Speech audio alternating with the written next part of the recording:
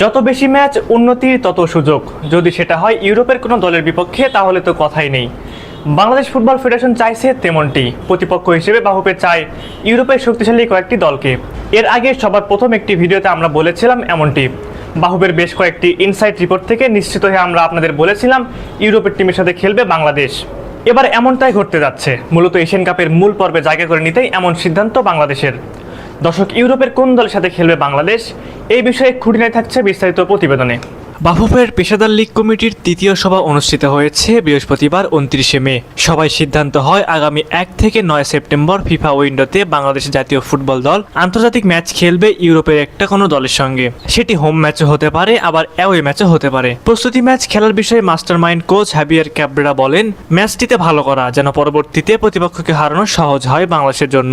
যদিও সিঙ্গাপুরের বিপক্ষে নেক্সট ম্যাচের পর কোচ হাবিয়ার ক্যাব্রেরার চাকরি থাকবে কিনা তা নিয়ে রয়েছে সংশয়। সে যাই হোক, প্রস্তুতি নিয়ে বাংলাদেশ কোচ কাবরেরা আরও বলেন, উন্নতি নিয়ে আমরা খুবই ইতিবাচক, মানসিক অবস্থা ভালো, গুরুত্বপূর্ণ কিছু অর্জনের জন্য দল আত্মবিশ্বাসী, সবকিছুই ভালো যাচ্ছে। খুব কঠিন একটা কাজ হবে একাদশ বাছাই করা। বাংলাদেশ ফুটবল টিমকে এখন আর অবহেলায় ফেলে দেওয়া যাবে না। তারা যে উন্নতির জন্য যথাসাধ্য চেষ্টা করছে সেটা তাদের কার্যক্রম দেখলেই বোঝা যায়। বিশেষ করে হামজা চৌধুরী বাংলাদেশে আসায় বাংলাদেশের ফুটবলকে ধারাবাহিকভাবে উন্নতির ছোঁয়া লক্ষ্য করা যাচ্ছে। হামজা সামিদ, কিউবা মিচেল, তাদের সাথে জামাল মোরসালিন একসাথে ন্যাশনাল টিমে খেললে শক্তি অনেকটাই বাড়বে, এমনটা এক্সপেক্ট করেন দেশের সকল ফুটবল ফ্যানরা। হামজা যেহেতু ডিফেন্সিভ মিডফিল্ডার, তাই দলের রক্ষণ ভাগটা অনেক গোছানো যাবে। পাশাপাশি অবশ্য আক্রমণ ভাগেও বেশ কার্যকরী হবেন হামজা। আগামী সেপ্টেম্বরে কাদের বিপক্ষে খেলা হবে সেই ব্যাপারে কিছু জানা যায়নি। দেশের ফুটবলের চলমান জোয়ার ধরে রাখতে এবং উন্নত করতে বাফুফে থেকে চলছে সব রকম চেষ্টা।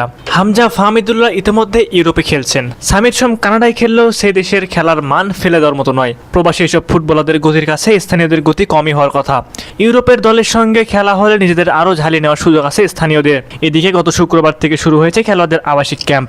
জাতীয় স্টেডিয়ামে অনুশীলন শুরু হবে আজ থেকে। ভুটান ও সিঙ্গাপুর ম্যাচের স্কোয়াডে থাকা 26 জনকে নিয়ে শুরু হবে এই ক্যাম্প। প্রথম দিনের অনুশীলনে হামজা ও সামিদ থাকছেন না, অনেকটাই নিশ্চিত সেটি। আগামী 10 জন এএফসি এশিয়ান কাপের বাছাই পর্বে সিঙ্গাপুরের বিপক্ষে মাঠে নামার আগে একটি প্রস্তুতি ম্যাচ খেলবে বাংলাদেশ। ভুটানের সঙ্গে ম্যাচটি মাঠে গড়াবে 4 জুন। দুটি ম্যাচে অনুষ্ঠিত হবে জাতীয় স্টেডিয়াম ঢাকায়। আগামী সেপ্টেম্বরে ইউরোপের যে টিমের সাথে খেলা হোক না কেন, সেটি হবে দেশের ফুটবলের জন্য এক স্মরণীয় ম্যাচ। কেননা বাংলাদেশ টিম এরকম সুযোগ পায় কালে ভদ্রে। গত 20 বছরে বাংলাদেশ ইউরোপের কোনো টিমের সাথে খেলেছে কিনা তা যদি কারো জানা থাকে তাহলে অবশ্যই আপনার মতামত আমাদের কমেন্ট করে জানাবেন। প্রিয় দর্শক, আপনাদের কাছে কি মনে হয় ইউরোপের টিমের সাথে প্রস্তুতি ম্যাচ খেলে কতটা প্রস্তুতি গ্রহণ করতে পারে বাংলাদেশ? এএফসি এশিয়ান কাপের পরবর্তী ম্যাচগুলোতে কি ভালো ফলাফল করতে পারবে হামজা জামালরা? অবশ্যই আপনারা এই বিষয়ে আপনাদের মূল্যবান মতামত আমাদের কমেন্ট করে জানাবেন।